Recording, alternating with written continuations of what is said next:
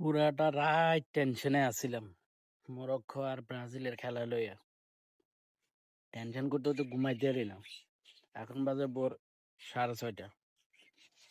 তো ঘুমাইতে পারি না এই কারণে যে মরক্কো আর হলে ব্রাজিলের খেলা চলে, যে কোন দল আরে কোন দল জিতে এটা টেনশনে আছিলাম। বাইরে ভাই যখন ব্রাজিল ওকে দিছে তখন তো পইজের ভিতরে তব্বর করে দিচ্ছে। তারপরে তো গোলকে দিয়ে লাইছে, সকালবেলা তো আর বাইরে যেত না, কোনো হুম মারা নিতে আর রাস্তাঘাটও আনন্দ দিত না, তারা তো দিয়ে লাইছে। জন রে ভাই মোরক্কো একটা দিছে, মনে যে ওইখান এত বড় হয়ে গেছে। এখন তো আর কিছু বলা যাবে না, এখন তো আর কিছু বলতে পারবে না তারা। এই কারণে পুরাটা রাত জায়গা দিছি খেলাটা দেখার লাগে।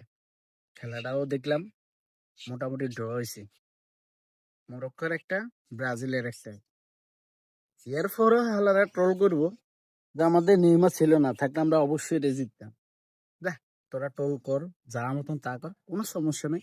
জিতস তো না, যদি জিততি তাহলে তোরে ভাই রাস্তাঘাটে কর, চা দোকানে কর, জিনে বইতাম, শান্তি দিতি না। আমরা তো জিতে গেছি। এই কারণে ড্র হয়েছে, ভালো হয়েছে। ড্রর কারণে কোনো টোল হবে না, শুধু একটাই হবে, আমরা তো মাঠে আছি, এই এতটুকুই। এর বেশি আর কিছু কম দেবো না। নাহলে রে এগো হুম মারা নিতে, বাবুরে বাবু যেভাবে শুরু করছে, এদের হুম মানাতে আর থাকা যাইতো না।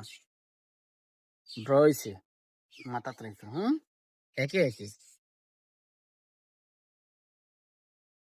আর বর্তমানে এখন অপেক্ষায় আছি 17 তারিখে আর্জেন্টিনাদের নিয়ে। কারণ ব্রাজিলের লাই জাগন ছিলাম টেনশনে, এরা যদি জিতে তাহলে তো ঘর থেকে বাইরে যাবো না।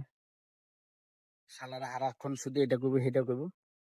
আর এখন টেনশন আছে 17 তারিখে আর্জেন্টিনার কি করে, এটা নিয়ে হলো টেনশন। আর ব্রাজিলের সাপোর্টাররাও, তোমরাও জাগন থাকো 17 তারিখে।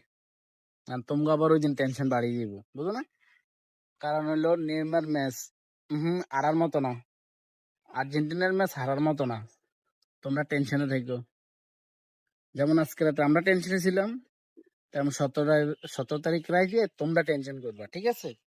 হ্যাঁ, যদি বাইসে জিতে যাই রে, দেখো আবার চা দোয়ানো হলাইও না, কোনো না গর্তে দিতে হলাইও না, হ্যাঁ।